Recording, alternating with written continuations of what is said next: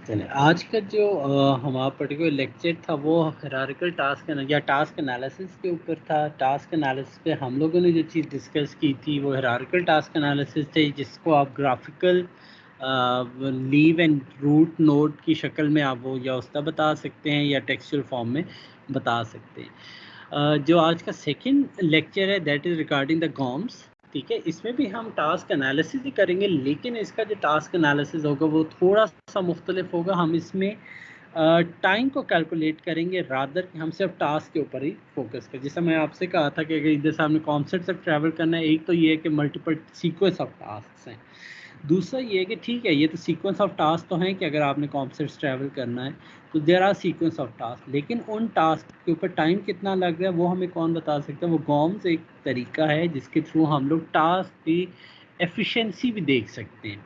ठीक है, एफिशिएंसी जिसे हम शुरू से ही देख रहे थे कि किसी भी टास्क को परफॉर्म करने के लिए कितना आपको टाइम दरकार है, कितना वक्त दरकार है किसी भी काम को करने के लिए।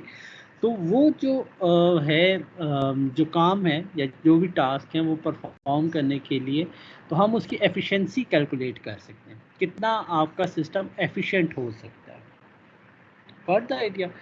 तो ये हम लोग गॉम्स में देखें। GOMS again goals, operators, methods and selection rules, ये 3-4 चीज़ें जो कि गॉम को रिप्रेजेंट करती हैं। ये भी हम वन बाय वन इनको डिटेल में देखते हैं कि ये ओवरऑल क्या चीज़ें हैं।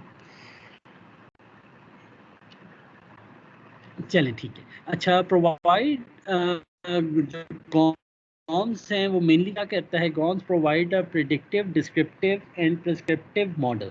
ठीक है, प्रिडिक्टिव मॉडल क्या है, जिससे आप कोई चीज़ प्रिडिक्ट करते हैं। Predict the time it will take the user to perform the task under analysis. ठीक है, कि क्या वो प्रिडिक्ट कर रहा है कि टाइम कितना लगेगा किसी भी टास्क को परफॉर्म करने के लिए। डिस्क्रिप्टिव, जिसका पहले भी था, represent the way a user perform a task on a system. ये जिस हायरार्किकल टास्क एनालिसिस में था कि आपका टास्क किस तरीके से टास्क को सब टास्क में डिवाइड करते हैं, वो डिस्क्रिप्टिव है कि किस तरीके से टास्क को सब टास्क में आप चीज़ों को डिवाइड कर सकते हैं। ठीक है, और फिर है प्रिस्क्रिप्टिव, ये जिसका प्रिस्क्रिप्शन दी जाती है, guides the development of the training program and help the system.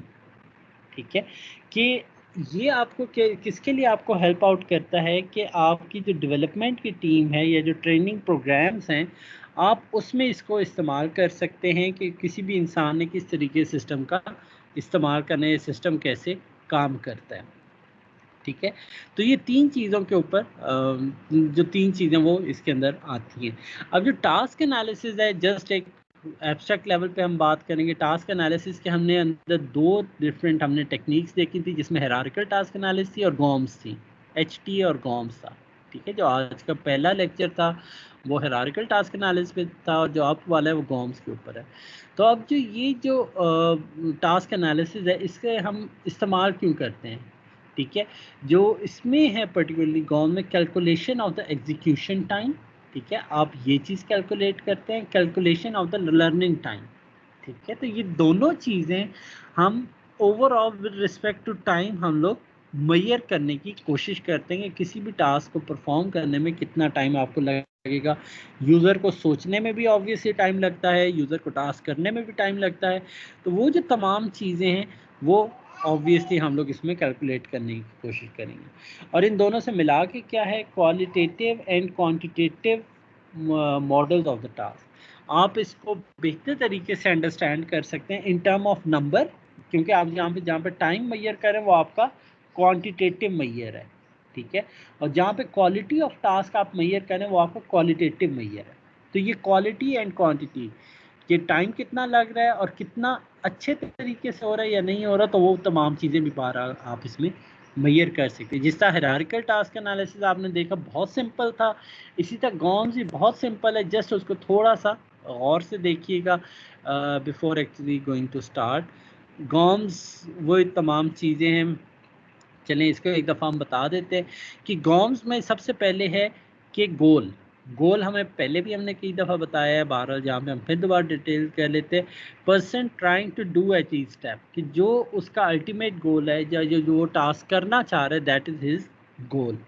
ठीक है, उसके बाद क्या है, ठीक है, उसके बाद मैं मेथड्स पे आऊँगा।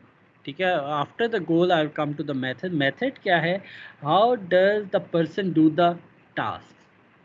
ठीक है, कि गोल्स क्या हो गए कि पर्सन जो है वो कौन से टास्क परफॉर्म करना या ओवरऑल टास्क क्या परफॉर्म करना चाहता है, और देन मेथड्स आप बताएंगे कि किस तरीके से वो टास्क परफॉर्म किए जा सकते हैं, how does the person do the task. ठीक है, ऑपरेटर्स क्या है, what a person do and how long does each of them take, कि अब ये जो टास्क ये जो परफॉर्म किए गए हैं मेथड में, ये कौन सा टास्क इसने करना है और कितनी देर वो लगेगी उस टास्क को परफॉर्म करने के लिए, दैट इज द ऑपरेटर्स। ठीक है, then is the selection rules, how do I decide at each step what to do. आपके पास हर जगह पे ऑप्शंस होती हैं कि आप कौन सा टास्क सिलेक्ट करना चाहते हैं, तो that is the selection rule, कि वो जो एस है गॉम्स वो आपके सिलेक्शन रूल्स हैं कि कोई ऐसी इफ एंड एल्स कंडीशन हो कि why you are selecting this. Got idea. तो अब अगर मैं इसे थोड़ा सा एलेबोरेट करूं, जो आपका main at the abstract level है, दैट इज द गोल, कि लोग करना क्या चाहते हैं। ठीक है, उसके अंदर कौन कौन से मेथड्स हैं टू अचीव द गोल्स। ठीक है, मुख्तलिफ किस्म के मेथड्स होंगे टू अचीव द गोल्स, और वो गोल्स अचीव करने के जो मुख्तलिफ तरीके हैं या मुख्तलिफ मेथड्स हैं, उसके अंदर किस तरीके से चीज़ों को ऑपरेट किया जाएगा, लोग कैसे उसमें इंटरेक्ट करेंगे, लोग कितना टाइम लगाएंगे उसमें स्पेंड करेंगे, वो हमारे पास ऑपरेटर्स आ जाएंगे। ठीक है, selection rules at the end क्या है कि आपके पास जो डिफरेंट मेथड्स वगैरह है, ठीक है, इन मेथड में से why you are using the specified method, वो आपके पास सिलेक्शन रूल्स हैं। सिंपल है, इतना मुश्किल नहीं है, परेशान होने की जरूरत नहीं है, और आपको बाय द एंड ऑब्वियसली ये चीज़ समझ आ जाएगी, ना समझ में आए ऑब्वियसली आई एम हियर। ठीक है, अब इनपुट क्या है, detailed description of the user interface और task, how fast is execution is, how well do a user learn the system, where is the bottleneck. तो ये आप वो इनपुट में बता सकते हैं। आउटपुट आप इसकी ये बता सकते हैं कि ये जो गॉम्स हैं उसकी जो आउटपुट है वो क्वालिटेटिव एंड क्वांटिटेटिव मैयर्स हैं। जिसका आप टाइम मैयर कर रहे हैं वो क्वांटिटी है, कितना अच्छे तरीके से टास्क परफॉर्म हो रहा है वो क्वालिटी मैयर्स है। ठीक है, तो आपका ये जो इनपुट है उसमें टास्क कितना तेज़ी से टास्क परफॉर्म किया जा रहा है, उसका आउटपुट क्या होगा कि आप ये एनालिसिस कर दिया। टास्क एनालिसिस में भी तो यही था ना कि आपने एक हायरार्की बनाया, उसके बाद उसको एनालाइज किया। इसमें भी यही है कि आपने एक टास्क एनालिसिस किया यूजिंग द गॉम्स, और उसके आउटपुट क्या हुई कि या उसका आपने जब एनालाइज किया उससे आपने क्वालिटेटिव मैयर और क्वांटिटेटिव मैयर दोनों ही आपने मैयर कर लिए। क्वांटिटी में आपने एफिशिएंसी मैयर कर ली, क्योंकि ये जो टाइम है, जो एफिशिएंसी है वो आपको टाइम बताती है कितना क्विकली आप कोई भी टास्क परफॉर्म कर सकते हैं। ठीक है,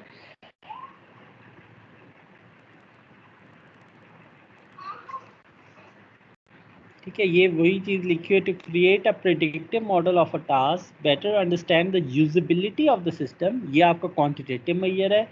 क्रिएट सेटिस्फाइंग यूजर इंटरफेस, और यूजर उससे सेटिस्फाई हो, ये आपको क्वालिटेटिव मैयर भी हो सकता है, क्वांटिटेटिव मैयर भी हो सकता है। ठीक है, तो ये आपकी मेन इसकी आउटकम होती है गॉम्स की। क्विक एग्जांपल अभी हम देखते हैं। अभी फॉर एग्जांपल गोल हमारा क्या है एट अ बिगर, जो मैंने कहा कि आप बहुत एब्स्ट्रैक्ट लेवल पे आप पिक्चर आप कहते हैं बिगर पिक्चर गोल्स या सब गोल्स वगैरह अगर आप बताना चाहें, go from the hotel to the airport, travel from Boston to New York. ठीक है, this is my ultimate goal, कि मैं होटल में मौजूद हूँ, वहाँ से मैं एयरपोर्ट जाना चाहता हूँ ताकि मैं बॉस्टन से न्यूयॉर्क को ट्रैवल कर सकूँ। ठीक है, दिस इज़ माई अल्टीमेट गोल। अब मेथड्स क्या हैं, मेथड्स मैं बताए थे कि आपके पास मुख्तलिफ ऑप्शन मौजूद हैं, और out of those option you are going to select only one of them. ठीक है, अब ये ट्रैवलिंग करने के लिए मेरे पास तरीके क्या हैं। पहला तरीका कि भाई मैं वॉक करूं, ठीक है, take a bus, take a taxi, rent a car, take a train. ठीक है, कि अगर मैंने एयरपोर्ट तक ट्रैवल करना है तो उस ट्रैवल करने के लिए now I have further different methods या जिन्हें मैं सब गोल्स कह सकता हूँ। ठीक है, जिसमें मैं या वॉक करके जा सकूँ या बस ले लूँ या टैक्सी ले लूँ, वट। ठीक है, देन अब ये मेरे पास डिफरेंट मेथड्स मैंने बता दिए कि जी ठीक है मैं एयरपोर्ट जाना चाहता हूँ तो मैं कैसे ट्रैवल कर सकता हूँ। थर्ड है ऑपरेटर्स। ठीक है, अब जो ऑपरेटर्स है वो स्पेसिफिक एक्शन है। For example I want to take the bus. ठीक है। अब ये उसकी इन डेप्थ हम बात करें कि ये मेथड करने के लिए तरीका क्या है, कौन सा ऑपरेशंस परफॉर्म किए जाए। Locate a bus stop, wait for the bus, get on the bus, finding an address by entering street at और by entering the point of interest. ठीक है, कि अगर उसने टेक अ बस का मेथड सेलेक्ट किया है, उसने एयरपोर्ट जाना है होटल से, अगर एयरपोर्ट ट्रैवल करना है तो उसने क्या कहा कि भाई मैं मेथड जो सिलेक्ट किया है वो है टेक अ बस। अब टेक अ बस करने का तरीकाकार क्या है या ऑपरेटर्स क्या है कि वो बस स्टॉप ढूंढे, बस का इंतज़ार करे, बस पे बैठे और अपनी लोकेशन एंटर कर दे कि एयरपोर्ट कहाँ पे है या पॉइंट ऑफ इंटरेस्ट पे, और वहाँ पे वो पहुँच सके। Got the idea. अब जो इसमें चौथी चीज़ रहेगी थी एक selection rule, choosing among the methods. Why I am choosing taking the bus? Why not I am choosing, like I can travel by walking, I can take a taxi, rent a car, take a train. मैं इस बस को मैंने क्यों choose किया है? ठीक है, that is a selection rule. Why I have chosen this बस।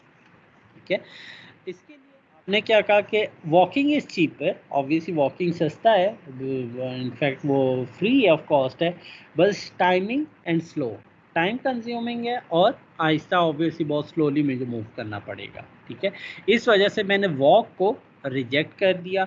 इसी तरीके से मैं टेकिंग अ बस इज़ कॉम्प्लिकेटेड अब्रॉड, किसी और मुल्क में ऑब्वियसली अगर मैं करता हूँ तो उसमें जो बस को लेना वो ऑब्वियसली अब्रॉड में वो मुश्किल है। और इसी तरीके से आप बता देंगे taking a taxi it is expensive, taking a rent a car वो उससे ज़्यादा एक्सपेंसिव है, टेक अ ट्रेन मैं अंडरग्राउंड ढूंढूंगा या मैं ट्रेन स्टेशन ढूंढूंगा और उसके बाद ट्रेन में मैं सफ़र करूंगा और वो ट्रेन आई डोंट नो कहाँ पे होगी, कैसे होगी, ऑब्वियसली इसकी कम्प्लेक्सिटी और ज़्यादा है। तो इन तमाम में based on the selection rule मैंने बस को सिलेक्ट किया। ठीक है, अब जो दूसरे मुल्कों में बस यूज़ करना मुश्किल है but still it is well effective. ठीक है, तो ये आपके सिलेक्शन रूल्स हो जाएंगे।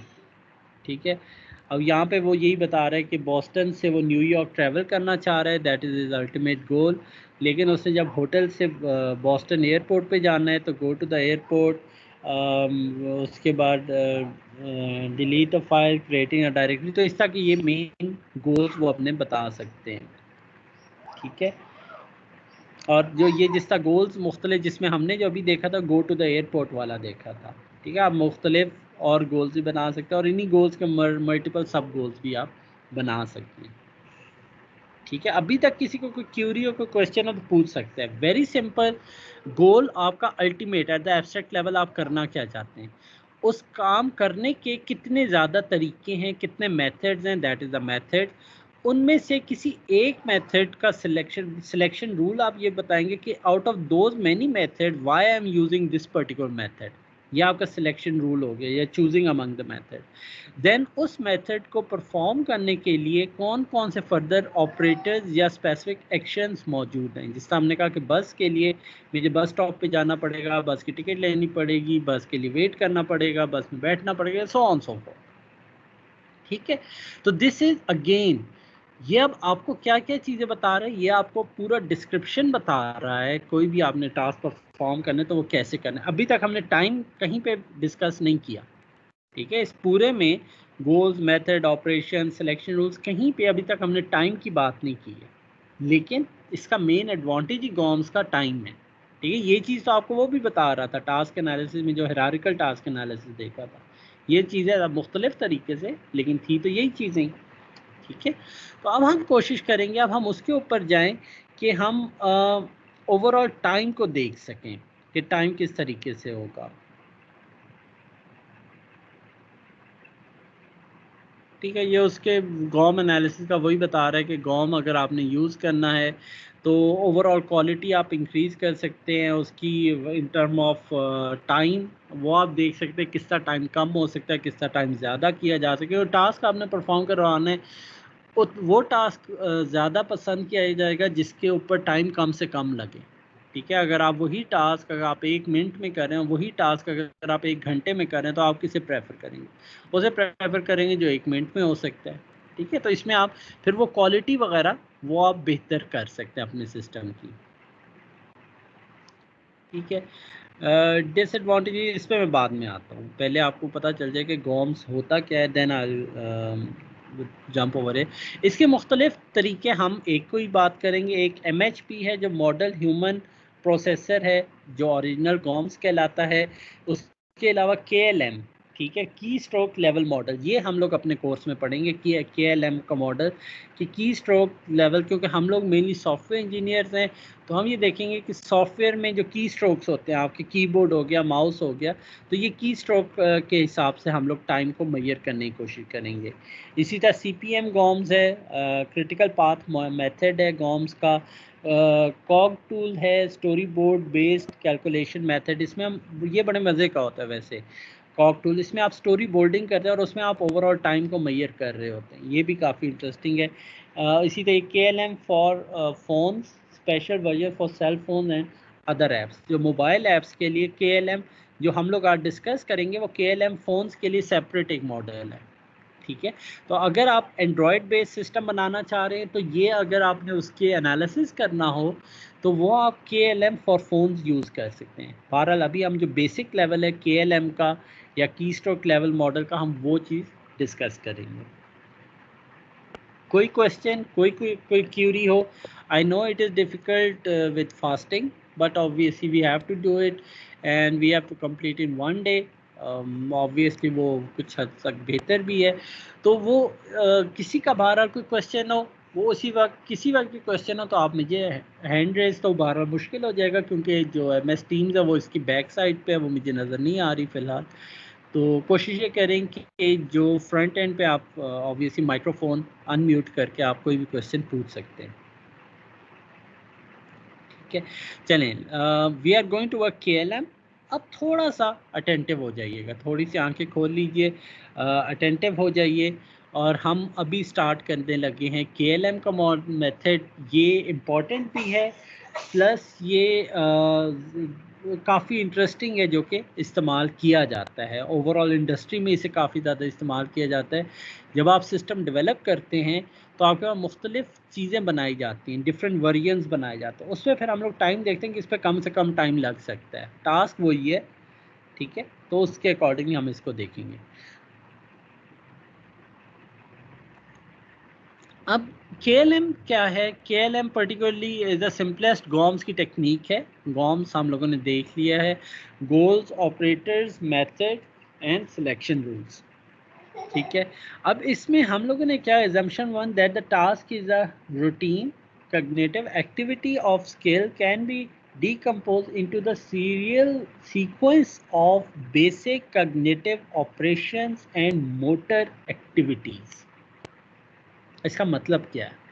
मुश्किल अल्फाज लिखे हैं, बहरहाल इसमें कोई भी मुश्किल चीज़ है नहीं, ठीक है। वही टास्क है, वो टास्क आपने परफॉर्म करना है यूजिंग योर कॉग्निटिव एक्टिविटीज़। जो इंसान की सोच है, जो उसने सोचा है, जो उसकी दिमाग है, वो उसके अकॉर्डिंगली कुछ एक्टिविटीज़ परफॉर्म कर सकता है।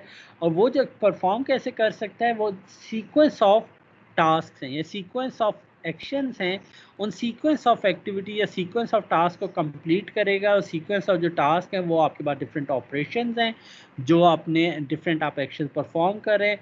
और कर कैसे रहे हैं? Using motor activities. जैसे हमने कहा ना कि ये की स्ट्रोक लेवल मॉडल है, कि आपका माउस कीबोर्ड, वो आपकी की स्ट्रोक्स आती हैं, तो उसमें मोटर एक्टिविटीज़ आपकी शामिल होती हैं, ठीक है।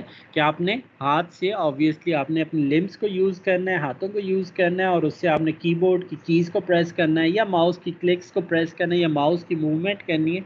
तो you have the motor activities, ठीक है। तो इसमें कोई भी मुश्किल चीज़ नहीं थी, सब लिखा मुश्किल गया, अदरवाइज इसमें मुश्किल कोई भी टास्क है, वो आपने सोच समझ के ही करना है, obviously that is a cognitive activity.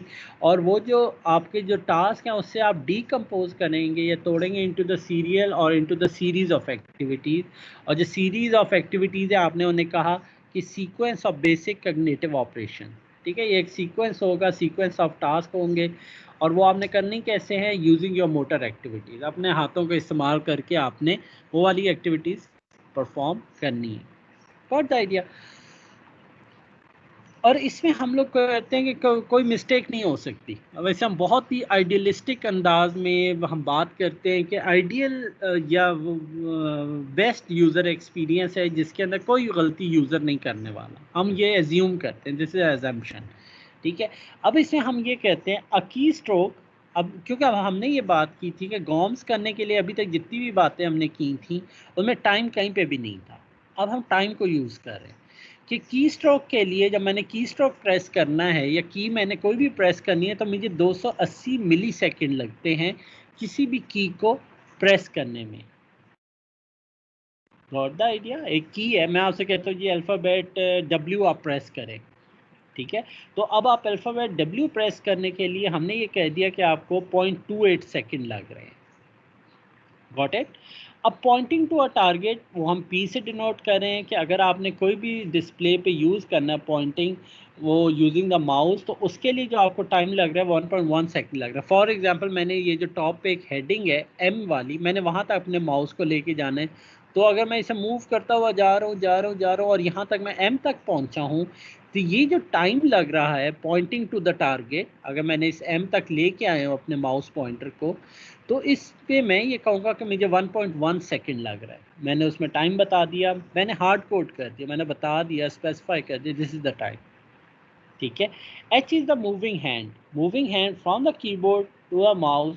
आपने माउस से अपने कीबोर्ड तक जो हैंड को मूव कर रहे हैं या माउस से कीबोर्ड या कीबोर्ड से माउस की तरफ या किसी और डिवाइस की तरफ जो हैंड मूवमेंट्स कर रहे हैं, ठीक है। ऑब्वियसली कीबोर्ड आपका एक अलग जगह पड़ा हुआ है, माउस एक अलग जगह पड़ा हुआ है, जॉयस्टिक्स एक और जगह पड़ी हुई है, टच स्क्रीन किसी और जगह पड़ी हुई है। तो ये जो तमाम चीज़ें जिससे आपने इनपुट करना है वो इनपुट कैसे करना है? Using the hand. अब इस हैंड को कीबोर्ड अलहदा जगह पे है, वहाँ से अगर आपने माउस तक मूव करना है या किसी और जगह तक मूव करना है, जो आपकी हैंड मूवमेंट है उसका हमने रिप्रेजेंट एच से कर दिया और उसका हमने टाइम बता दिया कि भाई 0.4 सेकेंड लगते हैं, ठीक हो गया। मोस्ट इम्पॉर्टेंट थिंग एम जो है is a single mental operator, ठीक है, जिसमें आपने चीज़ें सोचनी है, ठीक है। मैं आपसे कहता हूँ कि जी आपने अल्फ़ाबेट डब्ल्यू प्रेस करना है, obviously now you have to think on it. साथ ही मैं कहता हूँ now you have to press the right click of your mouse. अब आपने दोबारा से वो चीज़ सोचनी है before actually performing the action, ठीक है। ये अब आपका मेंटल ऑपरेटर है कि कोई भी टास्क परफॉर्म करने से पहले आपको कुछ टाइम लगता है चीज़ सोचने के लिए। Got the idea? तो ये जो मेंटल ऑपरेशन है उसका भी आपने टाइम बता दिया कि 1.35 सेकेंड्स आपको लगेंगे सिर्फ सोच के, ठीक है। जो आप चीज़ सोच रहे हैं कि अब आपने करना क्या है, उसके भी ऑब्वियसली उसमें भी टाइम तो लगता है। फॉर एग्जांपल इसकी मैं एक बहुत आसान सी एग्जांपल देता हूँ कि अगर आप गाड़ी चला रहे हैं और गाड़ी के सामने फ़ौरन कोई चीज़ ऑब्स्टिकल आ जाती है या कोई पेडेस्ट्रियन आ जाता है, ठीक है, उसी at a zero delay second के साथ तो आप ब्रेक अप्लाई नहीं करते, ठीक है।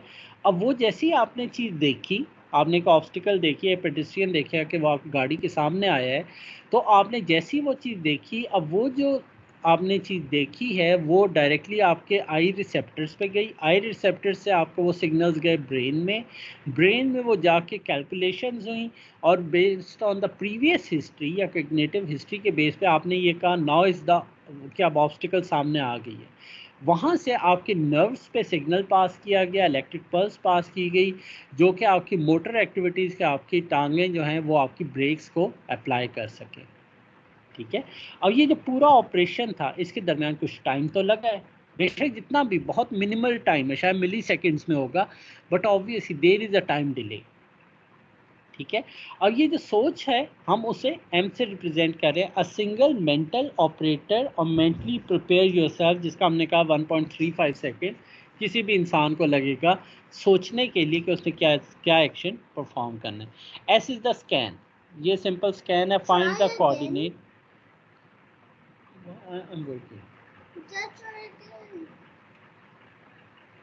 ठीक है, जो स्कैन है एस इज़ द स्कैन, जिसके अंदर हमने ये कहा कि ओवरऑल आपने अपनी एनवायरनमेंट को जो ऑब्ज़र्व करना है, आपने फाइंड कोऑर्डिनेट, आपने उसमें से कोई चीज़ अपना पर्टिकुलर लोकेशन या जिसे हम रीजन ऑफ इंटरेस्ट कहते हैं, आपने वो जो आइडेंटिफाई करना है स्कैन करके, वो उसका जो टाइम है दैट इज़ 2.29 सेकंड। जैसा यहाँ पे इसने एग्जांपल दी कि एक एक्सेल फाइल है, उसमें मैं कहता हूँ कि आप D7 सेल नंबर को ढूंढें, तो ठीक है।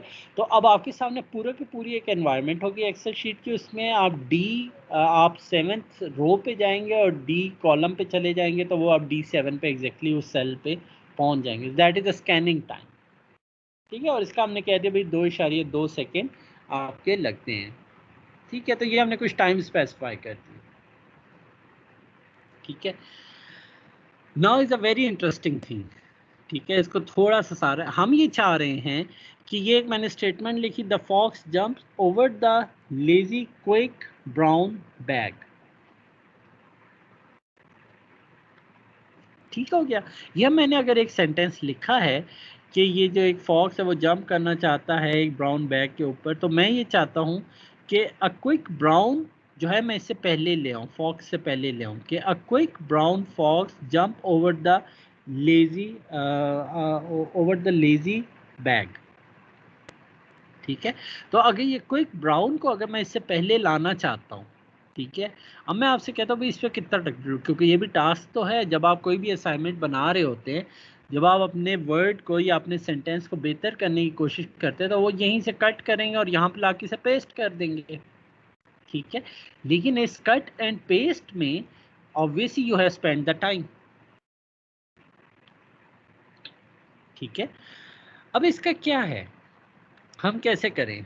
टॉप लेवल गोल क्या है कि edit menu screen move the quick brown to before the fox. इस क्विक ब्राउन को मैं फॉक्स से पहले ले आऊँ, ये मेरा अल्टीमेट गोल था, ठीक है। सब गोल क्या है कि हाईलाइट द टेक्स्ट, आप इस टेक्स्ट को हाईलाइट करो।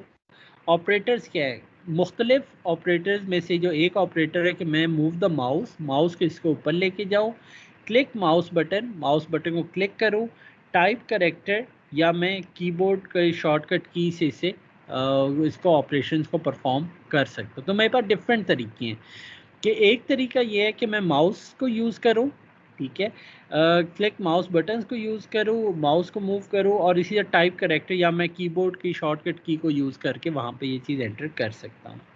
मेथड्स क्या है मेरे पास, delete the word and retype the method, मैं इसे डिलीट कर दूँ, यहाँ पे मैं दोबारा से कीबोर्ड के थ्रू मैं एंटर करना शुरू कर दूँ, तो ये टाइप द कैरेक्टर का मेथड का ऑपरेशन होगा, ठीक है। अगर मैं इसे फर्स्ट लेवल पे जाता हूँ, सेकंड अगर मेरे पास जो मेथड है, दूसरा तरीका क्या है, cut and paste using the keyboard shortcut, मैं वहाँ पे कंट्रोल C करता हूँ, इसे कंट्रोल X करता हूँ, यहाँ पे मैं कंट्रोल V कर देता हूँ, ठीक है। तो उसका जो होगा तरीका वो ऑब्वियसली उसका ऑपरेशन वो डिफरेंट होगा। और जो लास्ट है वो मैं कह देता हूँ cut and paste using the menu, मैं इधर से एडिट मेन्यू में जाऊँ और वहाँ पे मैं कट करूँ और दोबारा मैं एडिट मेन्यू में जाऊँ और फिर दोबारा से मैं उसे पेस्ट कर सकूँ, ठीक है।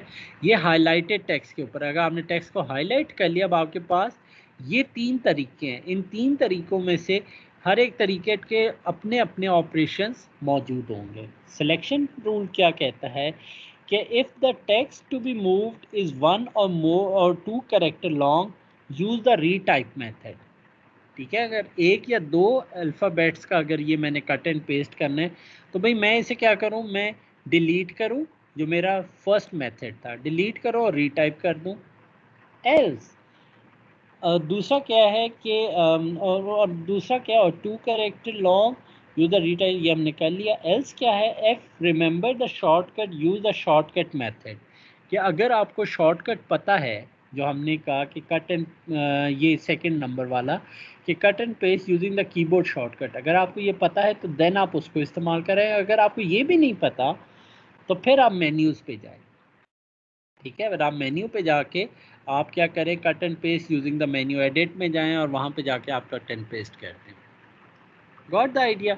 तो इस तरीके से आपने क्या कहा, आपने अपना गोल बता दिया, मेन गोल बता दिया एंड सब गोल बता दिया, आपने उसके मेथड्स बता दिए, हर मेथड के अगेंस्ट आपने डिफरेंट ऑपरेशंस बता दिए कि हर मेथड के अपने ऑपरेशंस हो सकते हैं, ठीक है।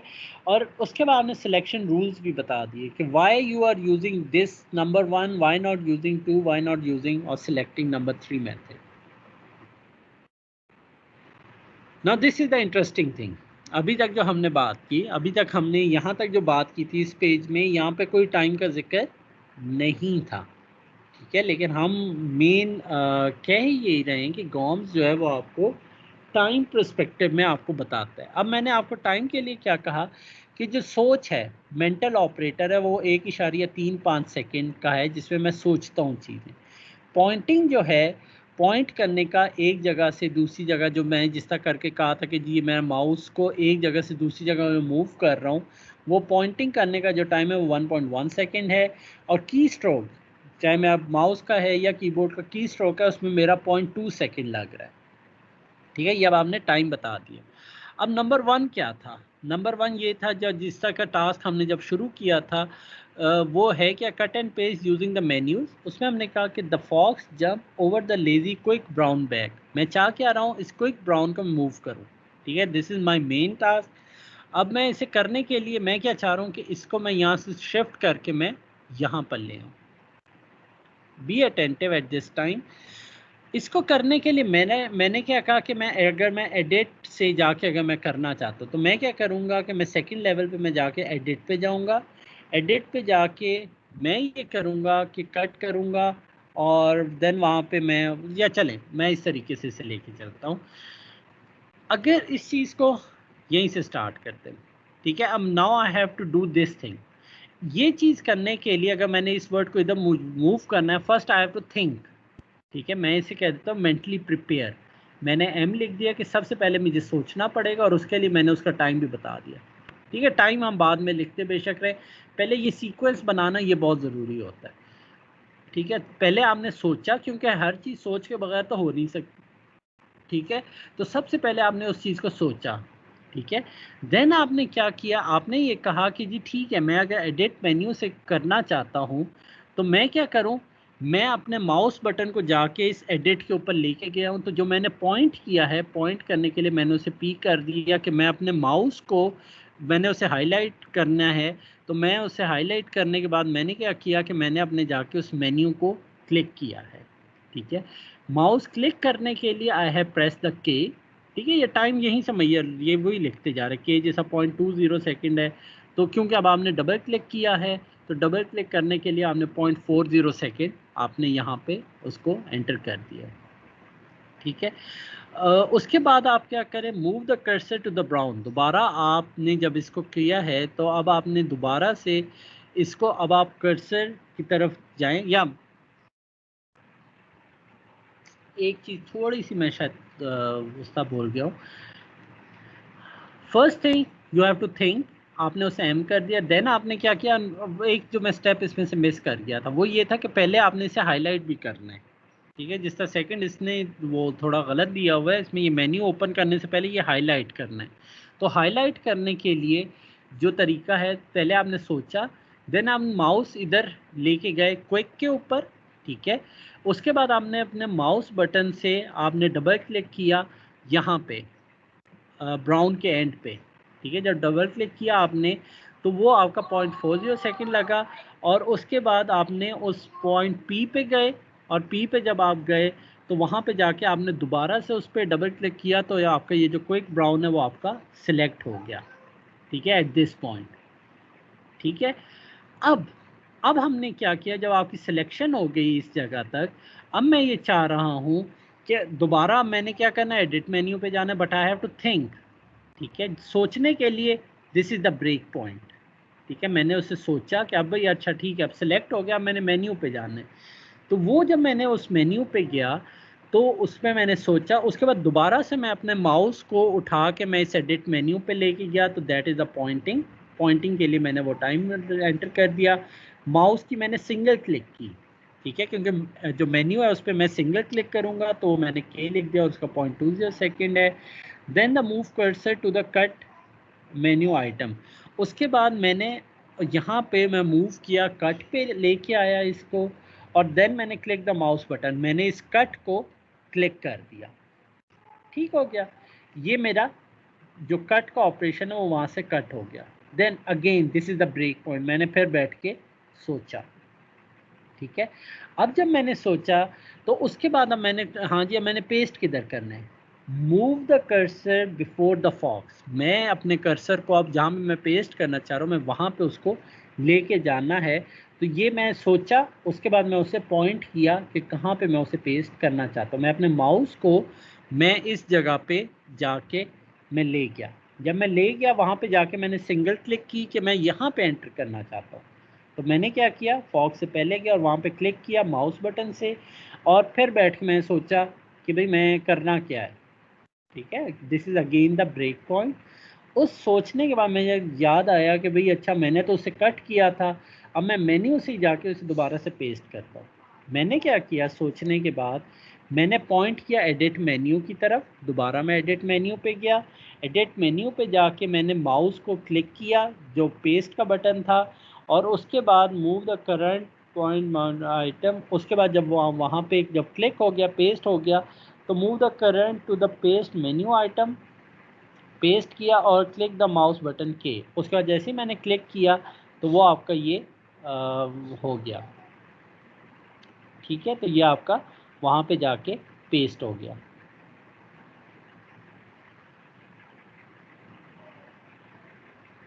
ठीक है, तो यहाँ पे अब आपने क्या किया, यहाँ पे आपने मेन्यू को ओपन किया और यहाँ पे आपने पेस्ट के बटन को प्रेस किया।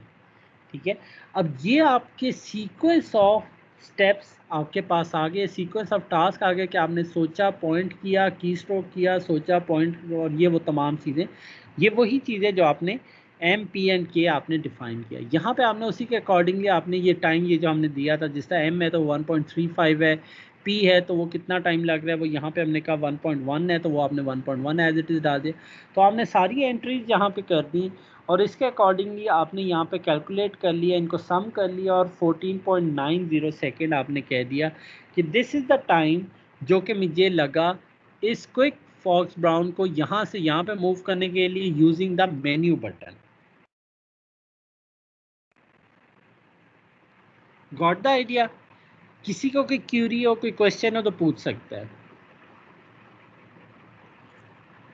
सही, सारी टाइम इंटरवल्स कैलकुलेट कहाँ पर हो रहे थे?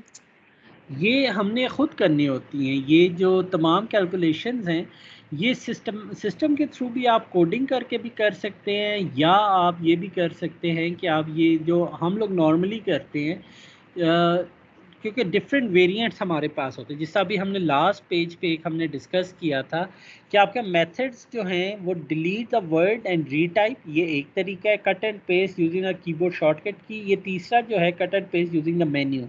अभी हमने सिर्फ इस मेन्यू का टाइम मेजर किया है। तो जब आपके पास ये तमाम मेथड्स होते हैं तब आप क्या करते हैं, बीइंग अ डिज़ाइनर, आप इन तमाम के टाइमिंग्स कैलकुलेट करते हैं कि मेथड 1 पे कितना टाइम लगेगा, 2 पे कितना लगेगा, मेथड 3 पे कितना लगेगा, और जिस पे कम से कम टाइम लगता है आप ज़्यादा प्रेफर उसको करवाते हैं कि आपके सिस्टम में वो वाले फीचर्स मौजूद हों जो कम से कम टाइम ले। तो ये नॉर्मली क्या ये ह्यूमन खुद करता है, जो आपके डिज़ाइनर्स हैं या जो आपके टास्क एनालिसिस कर रहे होते हैं, वो अगर गॉम्स को यूज़ करेंगे तो वो ये काम खुद करते हैं, ये मैन्युअली किए जाते हैं। क्योंकि इसमें जो चीज़ एक इम्पॉर्टेंट है वो एम और पी, नॉर्मली पी भी कर लिया जाता है, लेकिन ये जो एम है ये ऑब्वियसली ये वेरी भी कर सकता है। लेकिन अगर आप इस चीज़ को किसी तरीके से अपने प्रोग्राम में इंक्लूड कर लें, आई डोंट नो एम को कैसे आप करेंगे हैंडल, लेकिन जो पी है वो तो आप कैलकुलेट कर सकते हैं। ये तो पॉइंटिंग टाइम है जो हम लोगों ने फिट्स लॉ भी अगर आपको याद हो तो फिट्स लॉ हमने देखा था कि आप उसमें कर सकते हैं, पॉइंटिंग के लिए आप यूज़ कर सकते हैं। जो के है वो भी आप की स्ट्रोक का भी आपको ये कांस्टेंट वैल्यू रख सकते हैं, लेकिन जो मेंटल स्टेट है वो ऑब्वियसली वो आपको स्टेट बताना उसमें आई डोंट नो प्रोग्रामिकली आप इसे कैसे लेके चलेंगे, लेकिन पी एंड के को तो आप प्रोग्रामिकली कर सकते हैं। लेकिन ये जो प्रोसीजर है ये नॉर्मली मैन्युअली किया जाता है, सिस्टम के थ्रू नहीं किया जाता। और ये शायद मेरे ख्याल में वजह ये है कि ये जो मेंटल स्टेट है, जो सोच है इंसान की, वो प्रोग्राम तो एग्जीक्यूट होना है, प्रोग्राम में तो कोई सोच का टाइम कोई मौजूद नहीं है ना। तो ये जो मेंटल के एम कहाँ कहाँ पे आ रहा है, देखें यहाँ पे भी वो सोच रहा है, जब उसने वहाँ पे सिलेक्शन कर ली तब दोबारा वो बैठ के उसने सोचा है, उसके बाद जब वो मेन्यू पे गया तब दोबारा से उसने सोचा है, मेन्यू के बाद जब दोबारा पेस्ट करने के लिए दोबारा मेन्यू पे गया फिर से उसने सोचा और देन उसने कीबोर्ड। तो ये देखिए यहाँ पे इसने 4 दफ़ा इसने मेंटल ऑपरेटर परफॉर्म किए या उसने चीज़ सोची है। तो ये सिस्टम में अगर आप प्रोग्राम बना देंगे तो आई डोंट नो ये किस तरीके से होगा। बाकी तो चीज़ें की जा सकती है। जो पी है ये फिट्स लॉ से आप कैलकुलेट कर सकते, की स्ट्रोक को आप कोई भी कांस्टेंट नंबर दे दें, वो असाइन कर दें। लेकिन 12 ये एम कहाँ पे आएगा, किस वक्त आएगा प्रोग्राम में, आई डोंट नो कैसे होगा। तो मेरे जो अभी तक इसको इस्तेमाल किया जाता है वो मैन्युअली किया जाता है। ठीक है, अब ये एक डेट ऑफ बर्थ का बड़ा हमने कन्वेंशनल से देखे हुए हैं। ठीक है, हम कहते हैं जी फेसबुक, याहू या जो सिंगल मास्ट इनपुट फील्ड है, ये अगर 3 किस्म की ये डेट ऑफ बर्थ हमने देखी हैं, हर जगह पे आती हैं। ठीक है, जहाँ पे आपने इसको एंटर करना होता है। फॉर एग्जांपल हम कहते हैं की स्ट्रोक के लिए 0.28 सेकेंड है, पी पॉइंटिंग के लिए 1.1 सेकेंड लगेगा, एच जो है वो आप मैं देख के बताता हूँ एग्जैक्टली, ये मुझे थोड़ा सा मिस हो रहा है। एम अगेन द मेंटल जो स्टेट है आपकी 1.35 सेकेंड आपको वो लगेगा। अब इसमें फॉर एग्जांपल आपने क्या किया कि हमारे पास ये जो 3 थे, ये फेसबुक का था, ये सेकंड किसका था, याहू का था, और ये सिंगल मास्ट इनपुट था बर्थ को एंटर करने का। तो इसमें आपका टाइम लगा 21 सेकंड, इसमें आपका टाइम लगा 15 सेकंड। कैसे लगा वो भी हम कैलकुलेट करेंगे।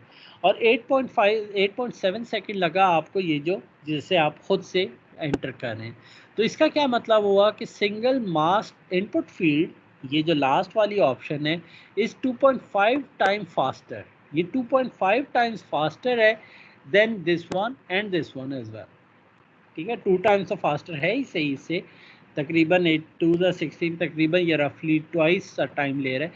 तो इसमें हम किससे प्रेफर करेंगे कि भाई आप अपने जो आपका इंटरफेस है, आप अपने इंटरफेस में ऐसी फील्ड्स बनाएं जिस पे कम से कम टाइम लगता है। ऑब्वियसली इसके इश्यूज हैं, ठीक है, लेकिन आप अगर उन इश्यूज को आप इस तरीके रिजॉल्व कर लेते हैं कि इसके अंदर आप नंबर्स लिख दें, इसमें आप लेट से दोबारा से नंबर ही लिख दें 01 02 या 3 अल्फ़ाबेट्स लिख लें JAN FEB या MAR मार्च APR अप्रैल के लिए, कि जो यूज़र है जब इस पर टाइप करने लगे तो उसे पता हो कि मैंने क्या लिखना है। यहाँ पे Y 4 दफ़ा Y लिख दें, यहाँ पे DD लिख दें, यहाँ पे MM करने के लिए बेशक आप MM लिख दें।